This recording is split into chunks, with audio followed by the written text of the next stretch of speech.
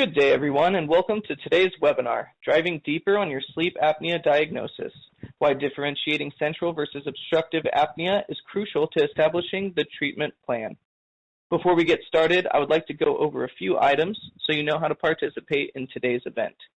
You will have the opportunity to submit text questions to today's presenters by typing your questions into the questions pane of the control panel.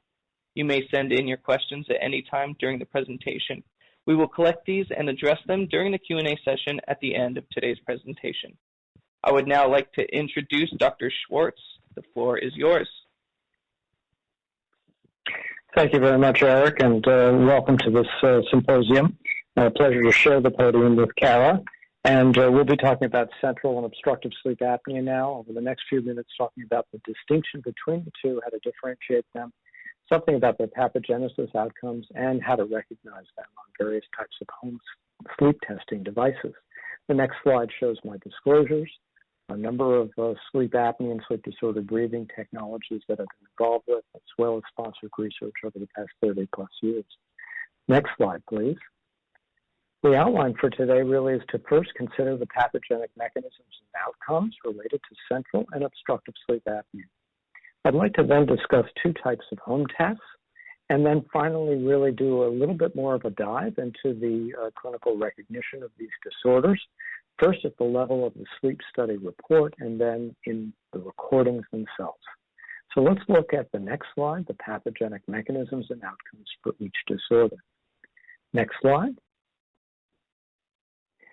Central sleep apnea, we'll start with central sleep apnea, really is divided by Doug Bradley many years ago into two general categories, so-called hypocapnic and hypercapnic central sleep apnea. We'll focus primarily on hypocapnic central sleep apnea since it is a very common concomitant of heart failure with chain stroke respiration. It also is very commonly found in high altitude where hypoxia stimulates the ventilatory control centers and patients and individuals become hypocapnic. And then finally, in patients with a combination of central and obstructive features, sometimes CPAP removes the obstruction, but leaves for us the central component to tease out. And then the hypercapnic phase is the hypercapnic type, is often associated with some sort of ventilatory depression, whether it be on a pharmacologic basis, on the basis of morbid obesity, neuromuscular disease, or structural neurologic disease. The next slide. The common ingredient to all of these disorders, whether it be hyper or hypocapnic, is really hypocapnia. Now, hypocapnia may be present in absolute terms, where the level of CO2 in the arterial circulation is reduced, or in relative terms, where the set point for the ventilatory control centers is actually elevated compared to the level of CO2. And in fact, there's always an elevation in the CO2 set point as patients transition from wakefulness to sleep. The next slide, please. And it's because of those mechanisms, the relative hypocapnia or absolute hypocapnia, that there is a threshold or a set point called the apnea threshold, and that's represented by the horizontal dashed line across the bottom panel with the signals on the screen. And when CO2 is below this set point, the apnea threshold, respiration actually stops. As patients go into an apnea, as is often the case with sleep onset, you will find that the CO2 rises, and that's shown here in the red signal. During the apneic episode, the CO2 gradually rises, and as it rises above the set point, ventilation resumes. And in this case, resumes gradually in the patient with chain stroke breathing mechanisms, primarily because there is delay in the circulation time. It takes time for reoxygenated blood or deoxygenated blood, high CO2 blood, to actually get through, out of the pulmonary circuit, through the left heart and out to the ventilatory control centers. And as that occurs, ventilation gradually ramps up. But because of the delayed circulation time in patients who have underlying structural cardiovascular disease, heart failure, atrial fibrillation, valvulopathy, or cardiomyopathy, the circulation time is prolonged. And that puts breathing, control of breathing out of the brainstem at odds with the CO2 concentrations in the central circulation. And it's that process of getting out of step that leads to an over and an undershoot of ventilation. The next slide, please. We'll talk briefly about the fact that central sleep apnea and chain stove breathing in heart failure patients with a left ventricular ejection fraction of less than 45%, actually is a marker, a very, very serious marker for worsening outcomes, in that survival is decreased in those with central sleep apnea, chain stove respiration, and even obstructive sleep apnea, compared to those with heart failure who have no or minimal sleep apnea. Shown here is a doubling, at least 2 to 3-fold worsening survival in those with sleep apnea of any kind. In the next slide, I'd like to simply remind you of the underlying pathogenic mechanisms why central sleep apnea and even obstructive sleep apnea may worsen the clinical outcomes in patients, particularly with heart failure. The apneic episodes lead to intermittent hypoxia and arousals, and with those, there's increased sympathetic drive, increased sympathetic activity, ischemia, and inflammation conspire to increase overall cardiovascular and pump stress. That can lead to adverse myocardial remodeling and accelerated progression of impairments in left ventricular function. And it's really as a result of these mechanisms that central sleep apnea and obstructive sleep apnea can beget more heart failure, as does heart failure beget more central sleep apnea. But as a result of these mechanisms, the heart failure leads to accelerated progression of heart failure, leads to increased hospitalizations and worsened mortality. Next slide. I'd like to also remind you of the fact that obstructive sleep apnea carries much the same prognostic significance. This is a large Spanish case series from about 15 years ago in which they found that those with severe sleep apnea, the red lines on both the non-fatal and fatal cardiovascular events, those with severe sleep apnea had much worse cardiovascular event outcomes. The incidence of these cardiovascular events was markedly increased. But for those who were put on CPAP, the incidence of these fatal and non-fatal cardiovascular events decreased dramatically back to background baseline levels.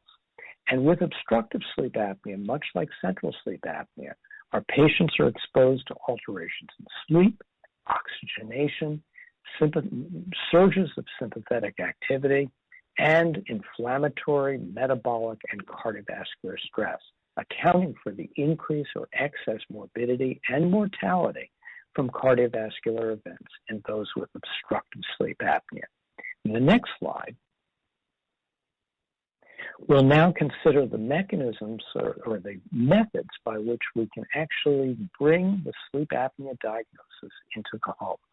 And I'd like to consider 2 generic types of sleep apnea, home sleep apnea testing platforms. And the next slide will begin that discussion.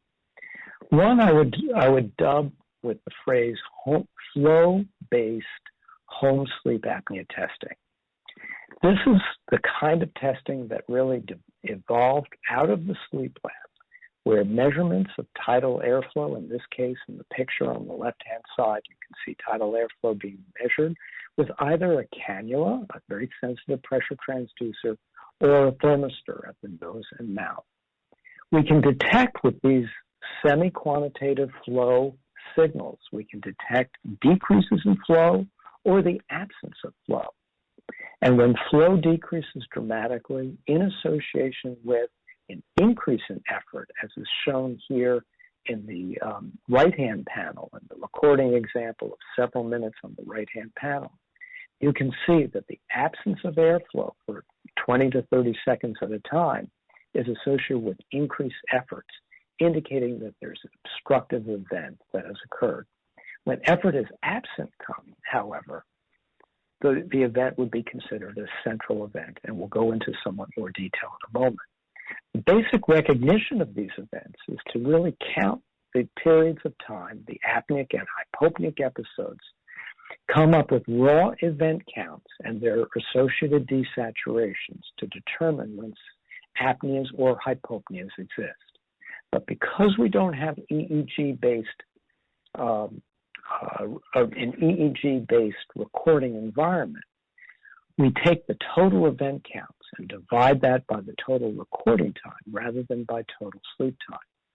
And as a result, because recording time is always greater than total sleep time, the event counts, or the apnea-hypopnea index, is always underestimated.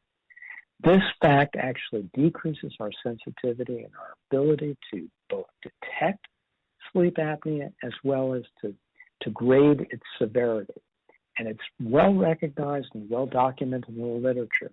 Flow-based home sleep apnea testing environments, these devices tend to underestimate both the prevalence and the severity of sleep apnea by virtue of the fact that raw event counts are divided by recording time rather than by total sleep time. And in the next slide, it's as a result of that these flow-based home sleep apnea tests report out not a true AHI, but a respiratory event index, again defined by total event counts divided by recording time. In contrast, we can look at a different type of device. Emblematic of this device would be the watch pad that we'll discuss, in which apnea-hypopnea index consists of total event counts divided by total sleep time rather than total recording time. And we'll see how the watch pad or similar devices actually manage to calculate an AHI rather than a respiratory event index. The next slide. We see an example of the watch pad device, which really consists of three basic components. On the bottom, you see the round button that adheres to the chest. It consists of a sensor that discloses body position, snoring, and chest motion as an index of respiratory effort. The wristwatch device actually is invested with an actigraph, which is useful for determining states of sleep and wakefulness. And then finally, the finger probe, the sensor here, the white probe over the jacket over the finger, provides us with standard oximeter and a photoplethysmography signal. And it's that plethysmography signal that measures the pulsatile changes in blood flow in the finger. Those changes provide us an index of vascular tone. Peripheral arterial tonometry measures the pulse beat by beat changes in pulse volume sensed at the finger.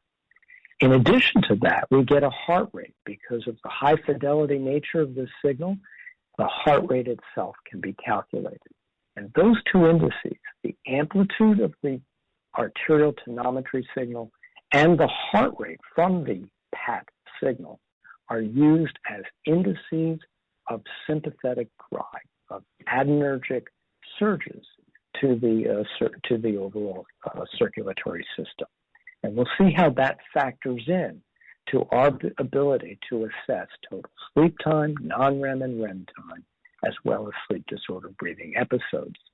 Suffice it to say that REM sleep as compared to non-REM sleep is associated with an increase in sympathetic activity. And that can be detected as an attenuation in the pulse volume and the amplitude of this signal, as well as by an increase in the heart rate.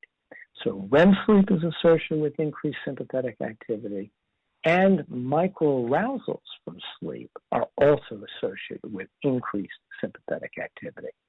In the next slide, we'll see how the WatchPat device actually puts these two pieces together to disclose the total sleep time, as well as to detect the sleep disorder breathing episodes. Sleep disorder breathing episodes are detected not by decreases in flow, but by detecting the microarousals that occur from sleep. And you see in this recording example, in the upper portion of the slide, the PAT amplitude, the next to the bottom signal, and the pulse rate vary in opposition to one another. In fact, every time this patient arouses from a sleep disorder breathing episode, the PAT signal attenuates, the amplitude decreases, and the pulse rate rises. The increased pulse rate, decrease in amplitude, I will call the reciprocal pattern, but that pattern indicates that there has been a microarousal from sleep right at that instant in time. What makes that arousal specific to sleep disorder breathing episodes is the fact that it's associated with some other disturbance in ventilation or oxygenation.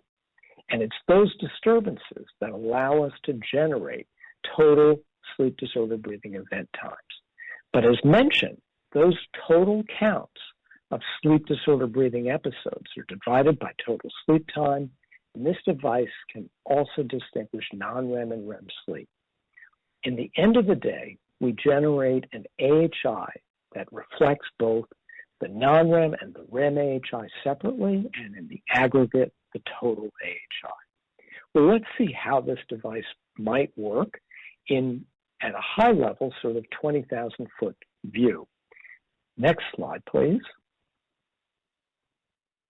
We'll look at event recognition, both for obstructive and central events, but I'd like to look at it in two steps.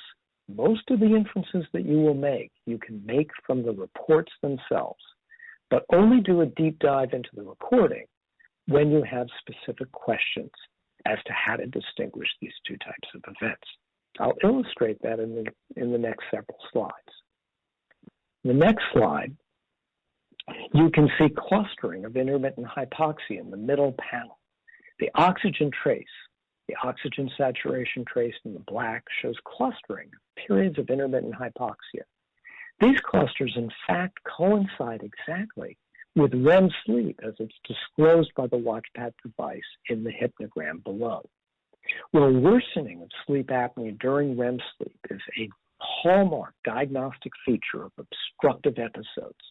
And the reason for that is illustrated in the right-hand panel, where REM sleep is associated with a loss of neuromuscular tone in upper airway dilator muscles, including the genioglossus. And because of that loss in tone, tissue structures, including the tongue, collapse and block the air passageway, creating the obstruction or worsening the obstruction, compared to non-REM sleep. And so when we see worsening of sleep disordered breathing in REM compared to non-REM, it almost automatically leads to the inference that we're dealing with some component of obstructive, not central events. The other feature of these obstructive events is shown in the orange signal on the top panel, and that's the snore signal. This patient is snoring loudly throughout the night, again indicating that there's some degree of upper airway obstruction during sleep. In the next slide, you see another instance of someone who's got severe sleep apnea in the next slide. Next slide, please. And in this case, you can see that 3 of the 4 REM periods shown here in the hypnogram in the bottom are associated with worsening desaturations. It's these clusters of desaturations during REM sleep that are actually worse during REM compared to non-REM sleep, that once again highlight the fact that we're dealing with someone who's got a predominantly obstructive events. While hand in hand, you can see the snoring associated with with sleep in this individual, again giving you one other indicator that we're dealing with obstructive and not central events.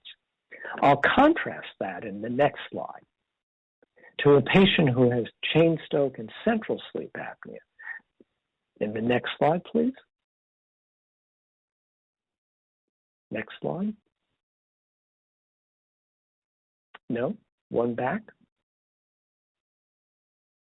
In this slide, you can see that the REM plus the REM periods, there are 3 of them highlighted here in dashed lines. The REM periods are associated with improvements in intermittent hypoxia, less sleep apneic activity compared to the adjacent periods of non-REM sleep.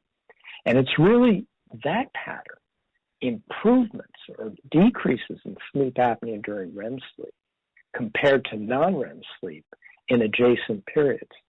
Those improvements during REM are often indicative of the presence of Cheyne-Stokes breathing and central sleep apnea. Well, the reason for that is really quite clear. And in the next slide, you can see that the transition between from non-REM to REM sleep is associated with a marked lessening of the waxing and waning pattern of ventilation on a polysomnogram. You see the vertical arrows there, the flow and the thoracic efforts are waxing and waning in non-REM sleep. But as this patient transitions into REM sleep, the respiratory rhythm and pattern stabilizes.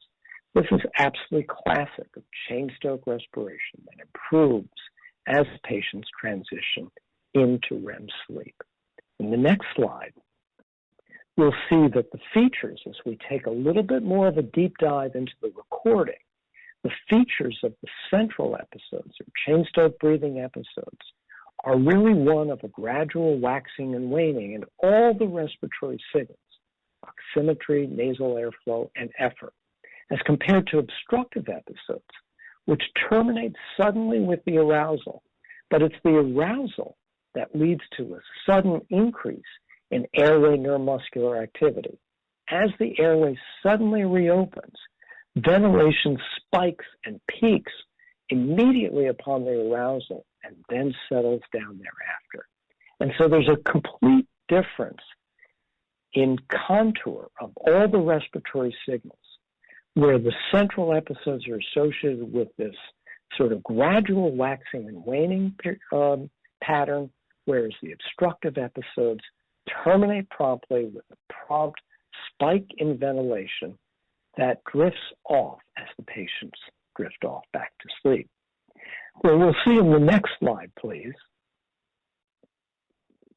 This is a more subtle instance on a polysomnogram where you can see on the airflow trace, sort of toward the bottom half of the chart, you can see that the airflow does not decrease all that dramatically. But with the arousals shown by the upward arrows on the oximetry trace, with these arousals, ventilation, airflow promptly increases and then settles down.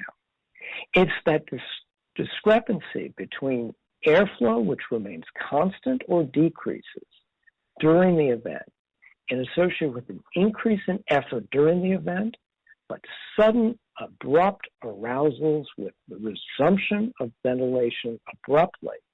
This is the pattern of the obstructive, not the central episode. And the reason for that really has to do with the fact that in the next slide, please, you can see that there is, next slide, next, you can see that airflow itself is squared off or plateaued and becomes independent of the respiratory effort. The tracheal pressure, esophageal pressure continues to fall during the inspiration. Click one more time, while airflow itself remains plateaued or constant. Airflow is no longer being driven by the diaphragm, but rather is being limited by dynamic collapse of the upper airway during sleep. And in the next slide, we can see that this phenomenon really is, next slide, is really emblematic of what I would call the waterfall condition, where the divergence between the upstream pressure at the nose and the downstream pressure in the chest becomes greater and greater as the height of this waterfall increases. You get no more flow over the waterfall, where the flow itself is at a plateau or constant level that becomes insensitive in the obstructive episode, insensitive to increases in respiratory effort. And we see that even on the WatchPat recording in the next slide, where you can see in this slide here, click once, you can see that airway obstruction, as the airway occludes, there is, click once if you would, one more time, you can see that there's respiratory silence in the snore trace. Click one more time. In association with the absence of airflow, there is air trapped in the lungs, which makes the desaturation somewhat gradual as the circulatory system draws oxygen from trapped oxygen in the lungs.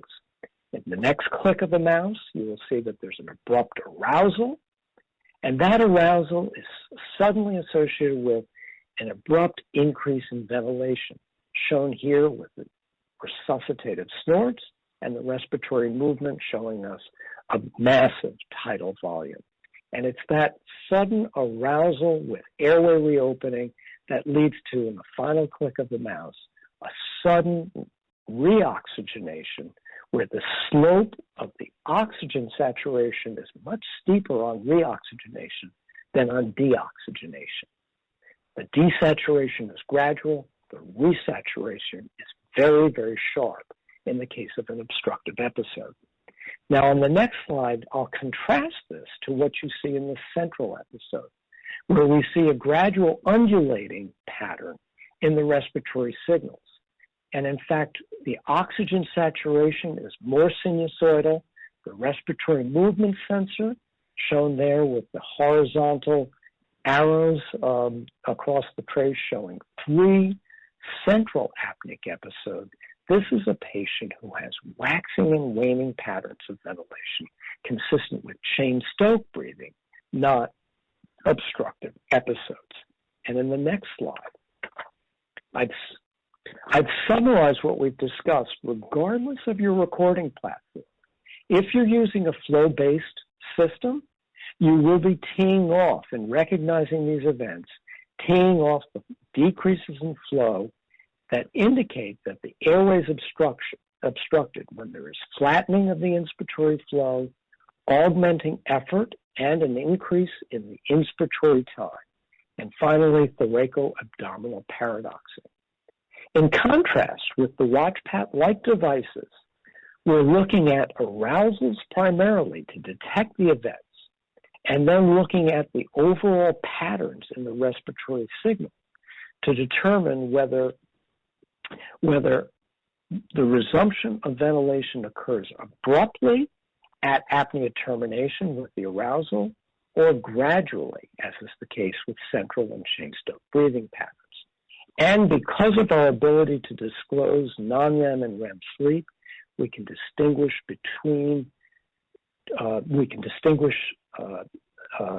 different severities of sleep apnea, with worsening of central sleep apnea during non-REM sleep, but worsening of obstructive sleep apnea during REM sleep. The next slide. You can see that you can begin to discern the features of obstructive and central episodes, first drawing inferences from the report, looking at the differences between non-REM and REM sleep disorder breathing severity, and the presence or absence of snoring on the report itself. In the recording, as you do a deep dive, we've commented on the fact that the abrupt versus gradual termination of these episodes distinguishes the two. The symmetry in the respiratory or cardiorespiratory signals, where sinusoidal fluctuations are emblematic of central events, where the asymmetry is more emblematic of the obstructive events. Finally, in those flow-based recordings, you can see that flow does not vary with respiratory effort in the case of obstructive events, but does in the case of central events. And yet to be discussed at another time would be a prolongation of the circulation time. The last slide summarizes where we've come. Central and obstructive sleep apnea have distinct yet overlapping pathogenic mechanisms. Both forms of sleep disorder breathing are linked to adverse clinical outcomes. Home sleep apnea tests offer efficient methods for characterizing these events by detecting either reductions in airflow or the microarousals that they cause during sleep. And home sleep apnea reports often suggest predominance of central versus obstructive sleep apnea. You draw your inferences from the report and do a selective deep dive where you can characterize these events and distinguish between them by doing a deep dive into the recording itself. And I'll stop there. Thanks for your attention.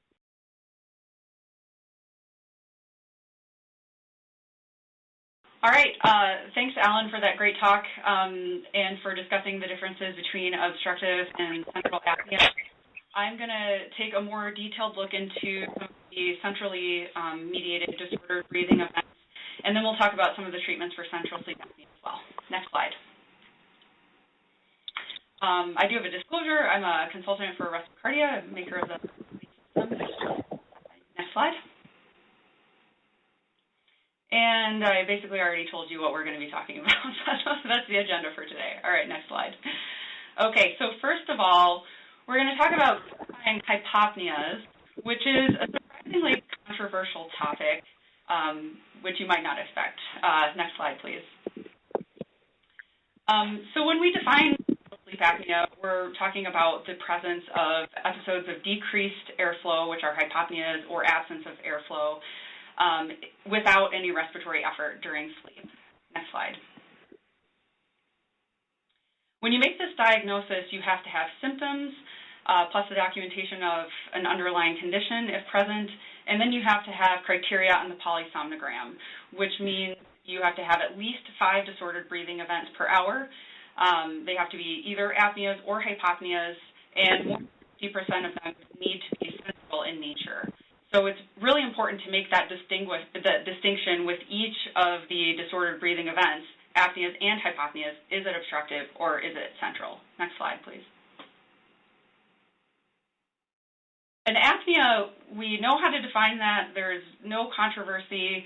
It's 10 seconds long. It's a greater than or equal to 90% reduction in airflow. If there's persistent effort in the thoraco-abdominal bands, then we call it obstructive. If there's no effort in the thoraco-abdominal bands, then we call it central. End of story. Next slide. Hypopneas are not that well defined. The definition of a hypopnea itself has changed a lot since they were first described in the late 70s. And a sign that there is still some controversy today is the fact that we have actually 2 different definitions of hypopnea, the recommended and the acceptable. The recommended is that there is at least a 30% reduction in airflow that lasts at least 10 seconds and is associated with a 3% oxygen desaturation from baseline or an arousal. Next slide. And then the acceptable definition, which is what CMS uses, is the same criteria for flow and length, but it must be associated with a 4% oxygen desaturation, and there's no arousal criteria. Next slide. So again, we know how to define central apneas, but defining central hypopneas is not as easy, and this becomes a problem because the AHI gives equal weight to both of those disordered breathing events. But what happens when you have a patient with a ton of hypopneas and not a lot of apneas, and actually 50 to 80% of disordered breathing events are hypopneas, it just becomes a little bit harder to define the nature of the disordered breathing. Next slide. We used to determine respiratory effort by putting esophageal balloons in people. So this is a balloon that's connected to a long, thin catheter, and it's inserted either transorally or mostly transnasally in the outpatient setting. And it measures a surrogate for pleural pressure. And this used to be employed widely in sleep labs as a way to determine if a disordered breathing event was associated with respiratory effort and was therefore obstructive, or if it was not associated with any respiratory effort and was therefore central. Next slide. As you can imagine, this practice has fallen out of favor because patients don't like it. So most patients don't even want to do a sleep study to begin with.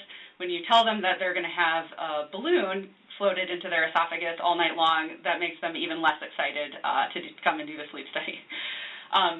The American Academy of Sleep Medicine, in their sleep scoring manual in 2012, said that esophageal pressure monitoring was the gold standard for detecting respiratory effort, but even they acknowledged that, patients don't like this, it's not well tolerated, and it's not being widely used. And so they said that classifying hypopneas is optional. Next slide. But in the manual, they do propose a visual criteria so that you can assess whether a hypopnea is obstructive or central in a non-invasive manner. They say that a hypopnea should be classified as obstructive if there's snoring during the vent, if there is inspiratory flattening of the nasal pressure or PAP device flow compared to baseline, or if there is thoraco-abdominal paradox. So if any of those are present, then you should classify this event as obstructive. If none are present, then you can classify it as central. Next slide. But I think that it's important to realize that, even the AASM method has not been valid, and this is just another one in a long line of many things that have been tried to identify what a hypopnea is in a non-invasive way. All of these various sensors have been used in the past and found to be imprecise or inaccurate. Next slide. And there's also an associated body of literature trying to identify a way to visually assess whether a hypopnea is obstructive or central. But this literature lacks cohesiveness because there's no agreed upon definition of the hypopnea throughout time, and then there's also, differences in what people have deemed to be a gold standard with respect to their comparisons. So I'm going to go through these slides a little bit fast. In 1998, not yet. In 1998, Argod defined the hypopnea using a pneumotachograph, and they looked at pulse transit time and got decent sensitivity and specificity. And then they used the manual assessment of esophageal pressure as their gold standard. And that brings up another good point. Even esophageal pressure has its downfalls because it is, at the end of the day, a subjective and manual assessment of the signal. And there can be problems in signal quality and differences in opinion with respect to that as well. Okay, now you can go to the next slide. In 2010, Morgenstern and colleagues developed a machine learning technology that was a non-invasive way of determining whether a hypopnea was obstructive or central. And then they they used data from the esophageal pressure, and then they taught the machine to recognize in a non-invasive way. And they had decent sensitivity and specificity and accuracy as well, not perfect. And then, if you'll notice, the definition of hypopnea that they used was slightly different than what we use today. Next slide. Then in 2012, Mooney and colleagues used their own definition of hypopnea, and they looked at inspiratory time and assessment of flow limitation. Again, decent sensitivity and specificity, and they used esophageal pressure as their gold standard. Next slide. Then Randrath created his own visual algorithm and compared that to esophageal pressure and used the definition of hypopnea that we use now, and again found another pretty decent sensitivity and specificity. Next slide.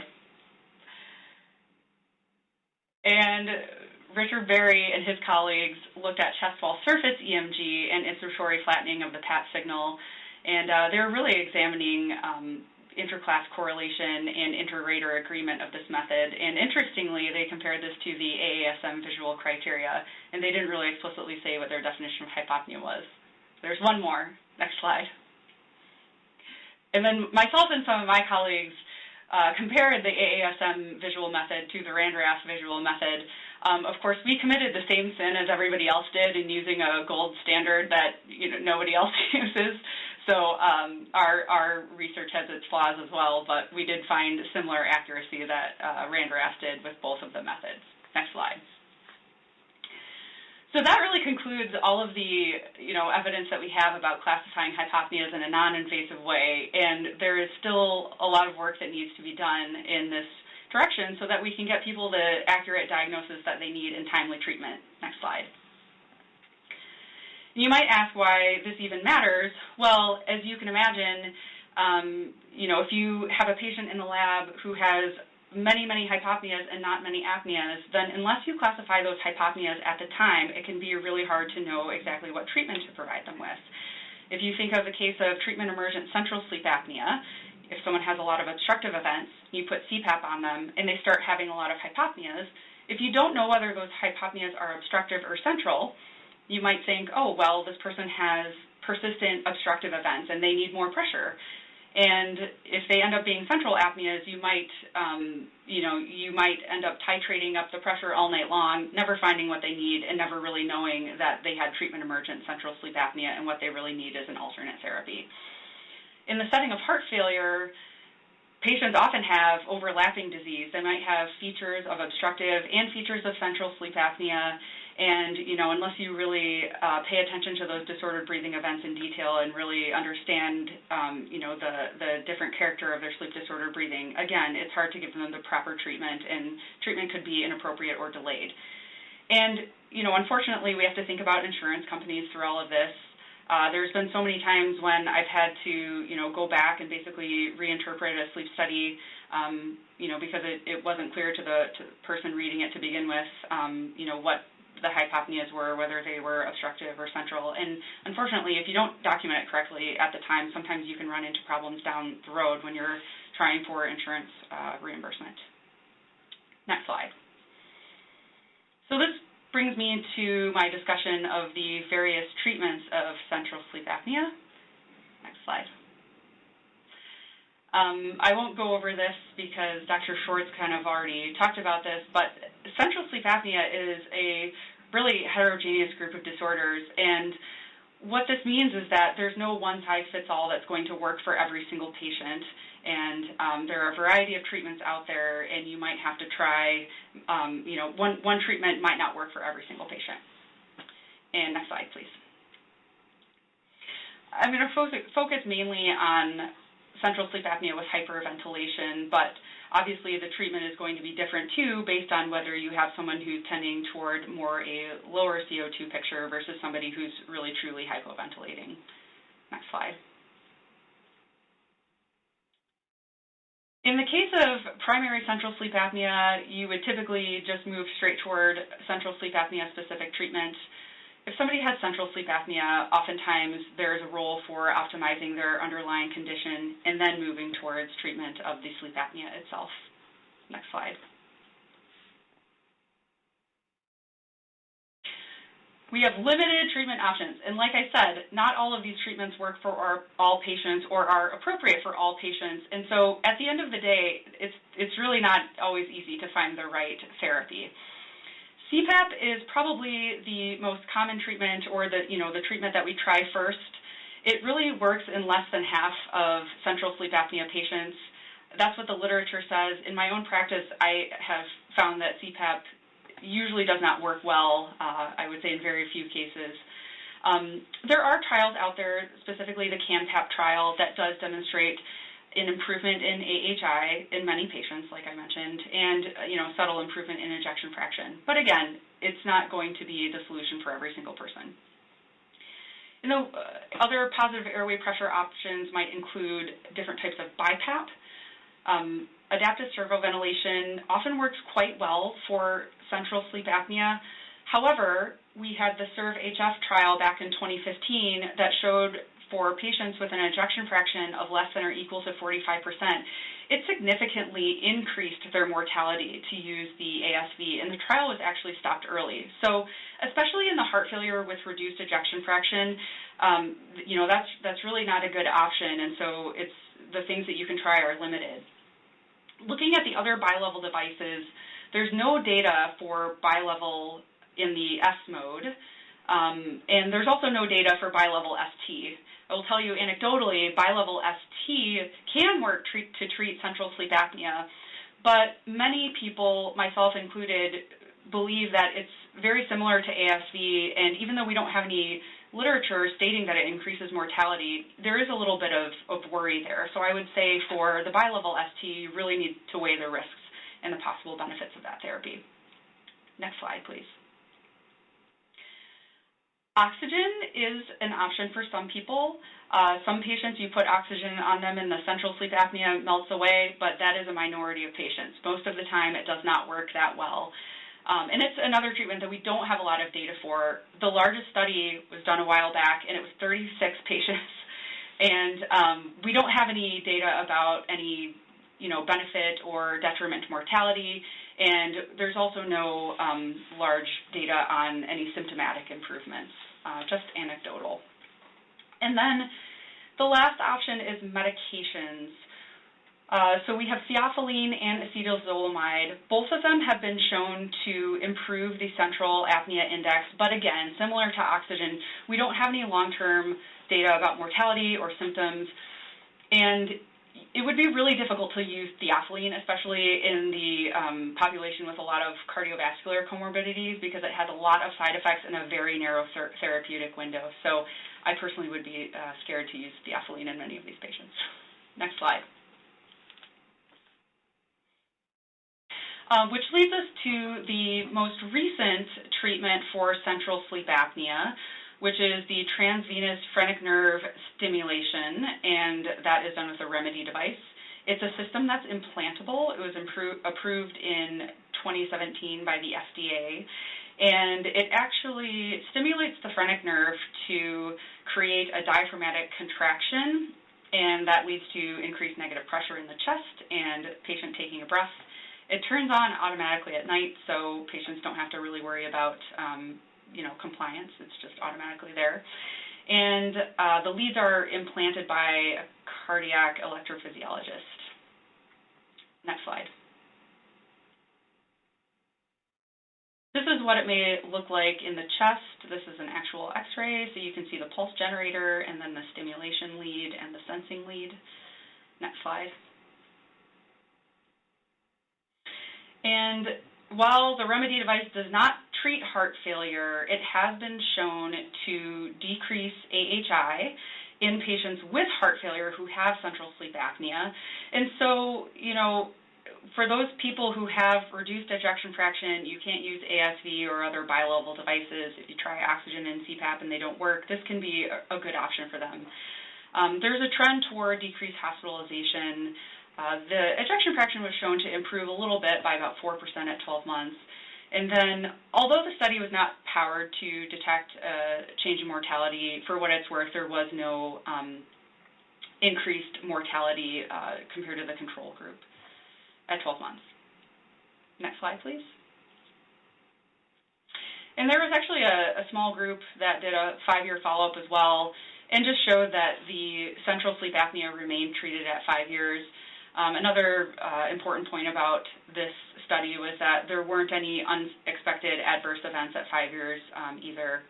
And so again, this can be another viable option in patients, especially with heart failure, but not only with heart failure, who other treatment options have failed for or just haven't worked at all. Next slide.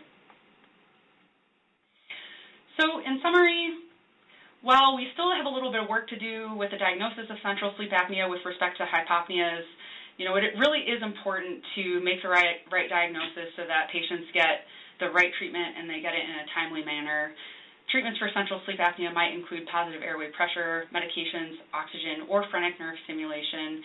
And then it's important to know not all therapies are going to work for all patients and not all therapies are appropriate for all patients, especially in the setting of heart failure with reduced ejection fraction, and so sometimes you have to get creative. Thank you very much. Great. Thank you, Dr. Dupuy-McCauley and Dr. Alan Schwartz. We really appreciate you sharing your expertise and knowledge. I would like to encourage the participants to submit some questions if you have any. As they are queuing up, I do have a few that have come through. This one is for you, Dr. Dupuy-McCauley. Are you actively working on your own set of criteria for differentiating central and obstructive hypopnea? Yes, actually. I have been. This is not an audience plan, I promise.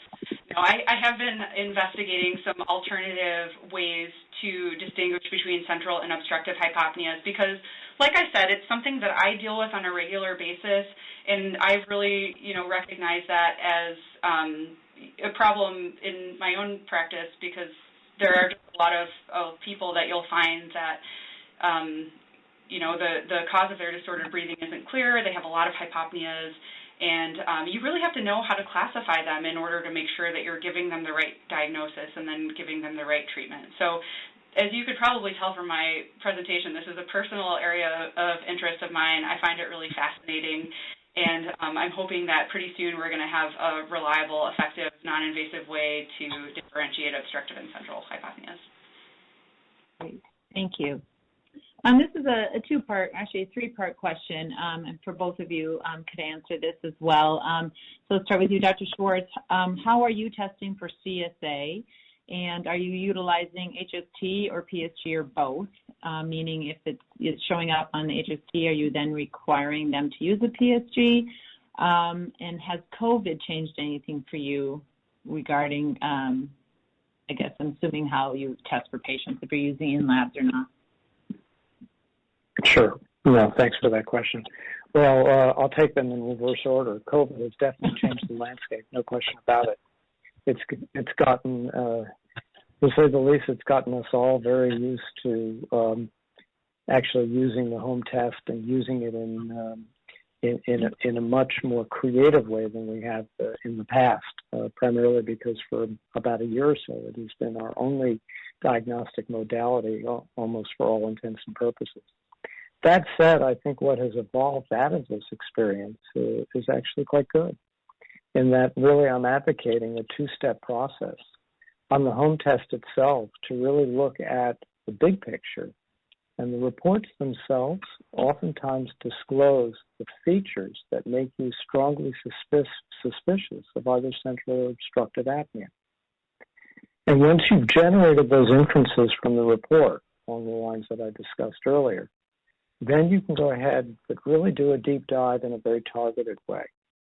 Whether it be the flow or the arousal-based home testing modalities, you've got distinct features on both the reports and the recordings that really can steer you in one direction or the other, either toward obstructive or central episodes.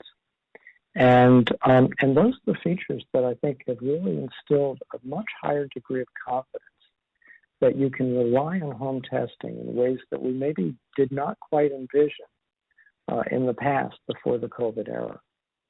That said, if there is still ambiguity in your own mind, one way to sort of skin the cat, so to speak, is to bring someone in for perhaps even a split night study, in which the first 2 or 3 hours are really a baseline study primarily designed to characterize the sleep disordered breathing. And then in the second half of the night, you might consider a therapeutic trial of one PAP modality or another. That's not the only approach. The other approach would be to put someone on an APAP machine. You have a strong suspicion you're dealing with really a lot of obstructive events, and then see what's left over and see how your patients respond. So, but I'll turn it over to Kara because I think that we're making it up as we go along as a result of the COVID experience.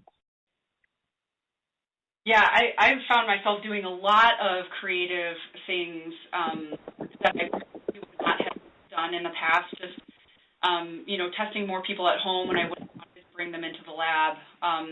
Assessing response to various therapies for central sleep apnea with home sleep apnea testing, which I had not done.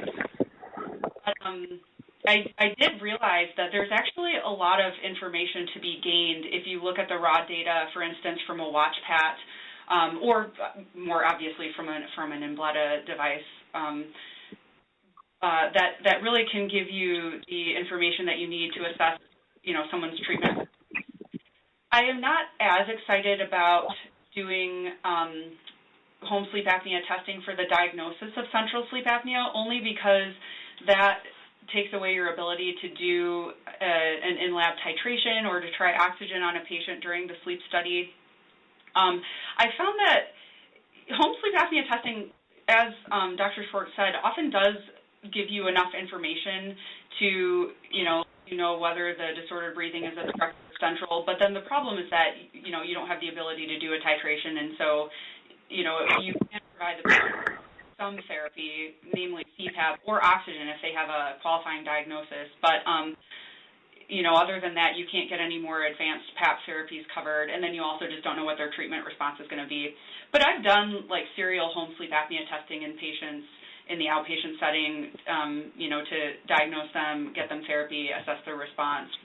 And, yeah, it was less efficient than doing it in the lab, but we made it work. Yes, great. Thank you. A couple more questions have come in. This one says, I'm just starting to use WatchPat. Is an AHI of 21 in REM and 24 in non-REM suggestive of mixed obstructive and central sleep apnea? So it's one feature, but I'll go ahead and respond to it initially. I would say to you the following. The AHI doesn't drop dramatically in REM compared to non-REM. So I would suspect that you're dealing with a strong component of obstructive events. I would also look at the oxygenation and the snoring and then take a deep dive and just look at one or two screenshots to convince yourself that the patient is actually has an asymmetric pattern in the cardiopulmonary signals on the watchpad recording. But at first blush, I would be strongly suspicious of obstructive, not central events, primarily because the AHI does not drop substantially in REM.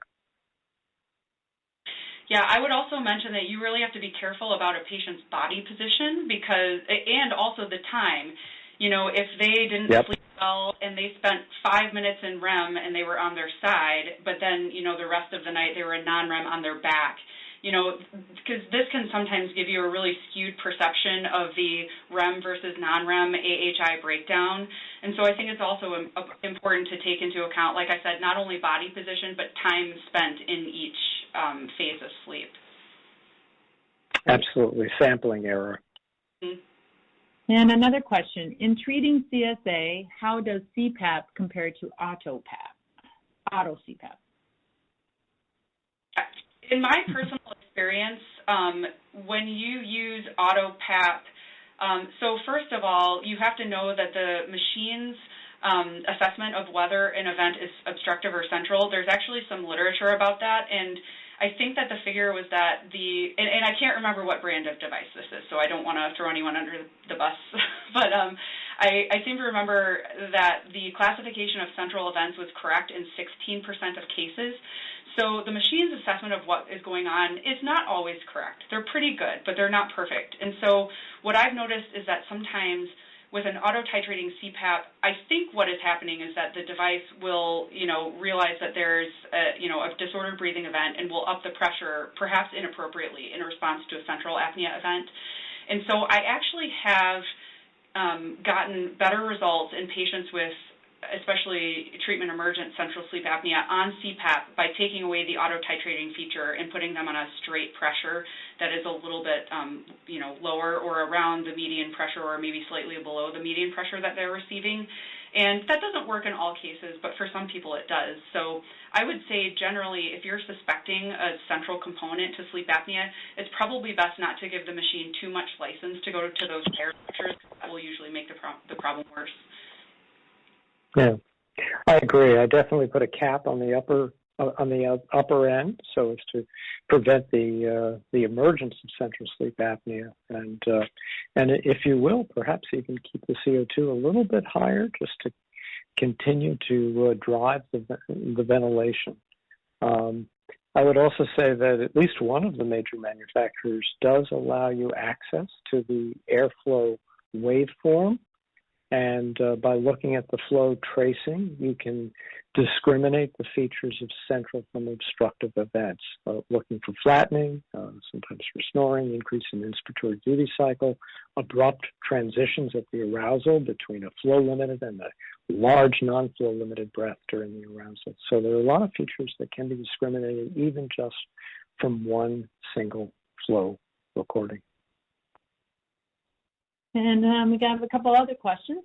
Any impact of COVID muscle pain and fatigue on AHI leading to change in AHI criteria of mild, moderate, severe in future? An interesting question. It's a good one. So I would say to you that there are non-respiratory sources for sleep disruption.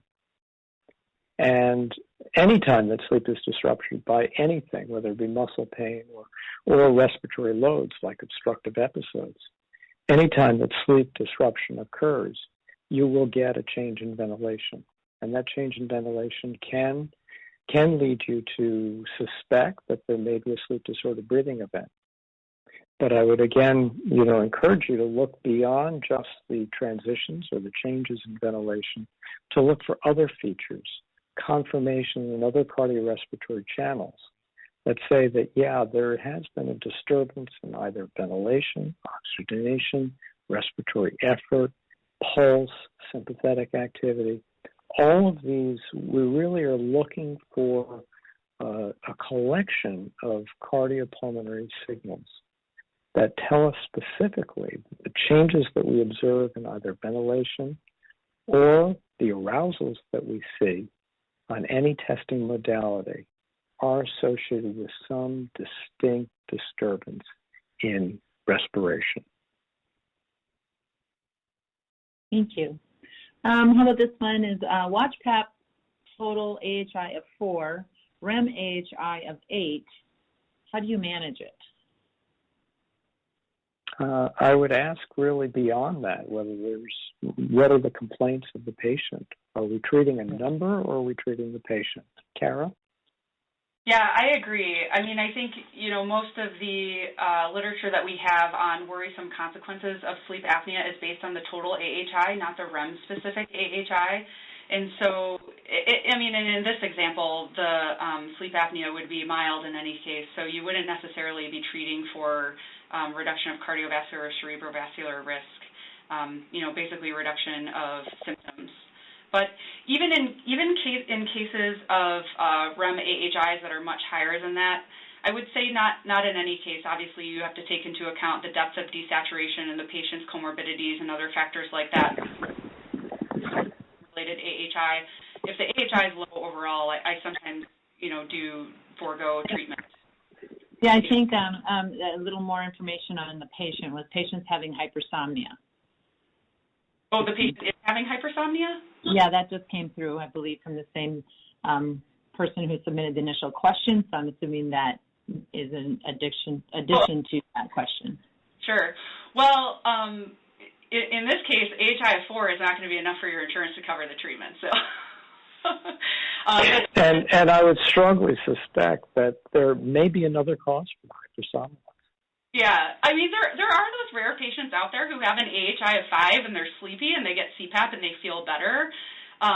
So I always offer people a trial of CPAP, even if their sleep apnea is really mild. If they want to try it and see if it makes them feel better, I say go for it, because I had a patient this week who had an AHI of 5. She was having headaches, insomnia, and daytime sleepiness, and CPAP fixed all 3 of those. And I was like, well, there you go, So, as long as the AHI is high enough for the insurance to cover it and the patient's having some symptoms, I say go for it. If you hate it, you can always stop.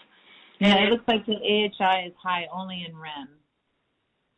Yeah, well, again, if the total AHI is below 5, insurance won't pay for it. But, right. As I mentioned, the AHI, high in REM and overall AHI low, you don't necessarily have to treat that for cardiovascular risk reduction unless there's other features, that are concerning to you, like they're desaturating down to 65% and they have, a history of heart failure or something. In this case, though, I would, because it is a WatchPat study that's being cited, I would look very seriously at the heart rate variability. Because if you see excess heart rate variability out of proportion to the AHI statistics, it makes me think that you may be dealing with someone who's got RERAs, respiratory-related arousals, where there are really very, very small changes in oxygenation in association with the sudden surges of sympathetic activity, namely that reciprocal pattern that we spoke about earlier, when it doesn't quite rise to the level that apneas or hypopneas are scored on your testing modality, there may still be a lot of sleep disruption related to respiratory-related arousals. And I suspect that in Kara's instance, the woman that she was just mentioning, that there may well have been very subtle hypopneas or respiratory-related arousals that simply didn't meet ASM scoring criteria, but nevertheless are pathogenic and account for the symptoms and the response to CPAP. I agree. That's an excellent point. Oh, sorry. Go ahead. I didn't mean to cut you off. No, please. No. Go ahead. No, I would say too, in the instance that you do a WatchPat and the AHI is 4 and the patient's very symptomatic, oftentimes I bring those people into the lab with the thought that, again, we've missed some of these finer details about their disordered breathing and perhaps underestimated the true severity and the true level of sleep disruption. Okay, it looks like we're running over, but these questions are great, and as long as we have 2 more questions that maybe we could address. This one just says high altitude and auto CPAP. I'm assuming, what's your thoughts on high altitude and auto CPAP? is my guess of that. So this is really individual in my experience. A lot of people really only struggle for the first few days to a week that they're at altitude. They can have emergence of central events. They can have worsening of obstructive events, and it just depends on the patient. I mean, I think that sometimes AutoPAP is beneficial if there's a predominantly worsening of obstructive features. I've had to add oxygen to people, and I've also given people acetazolamide to get them through those transitions. I don't know, Alan, if you have any other pearls of wisdom for that problem. Yeah, no, I think those are all really, really good points. The other thing that you might consider if someone is spending a lot of time at altitude is really to put a cap on the upper limit. If you know, for example, that they reside at sea level and their 90 or 95th percentile nasal pressure is 10 centimeters of water, I don't think I would allow the AutoPAP to go up to 20. I might cap it at 12 or 13 and make sure that you don't get runaway central sleep apnea if the pressure is continuing to be increased automatically by the machine. Yeah, I agree, and I might say too, in general, sometimes I see people giving patients a range of 5 to 20 on their AutoPAP, and I try not to do that just because, the machine is smart, but it's not that smart, and I think that the wider range you give, the more opportunity the patient is going to, or the machine is going to have to get into trouble with misinterpretation of disordered breathing events. So I generally try to limit the AutoPAP, down to a range of maybe like 5 centimeters of water around where I think the patient's going to be, and then if they gain weight or something like that happens, I adjust it as necessary. But I just tend to have more problems with the wider ranges than I do with narrow ranges, and so that's just kind of a principle of prescribing AutoPAP that I try to stick to. I'm on the same page as Kara. Really try to be judicious, both for obvious obstructive sleep apnea, but also for these instances where you're suspecting the emergence of central events. And then I think the final question, and may be more of a comment, or it might be a question, I think it might relate to the prior one with the low AHI. What do you guys think about positional therapy for those with low AHI? And I don't know if it was pertaining to the prior case study or a question for you guys. So I'm all for it and particularly if you're able to demonstrate on your diagnostic test that there is a positional response better in the side position than the supine position. Then I very frequently think about positional therapy, and I work with patients quite extensively to implement appropriate positional maneuvers and then test them afterwards to make sure that they're successful. And that invariably involves home testing because it's what they do to keep themselves on their side that is implemented in the home setting that would not necessarily be replicated in the lab.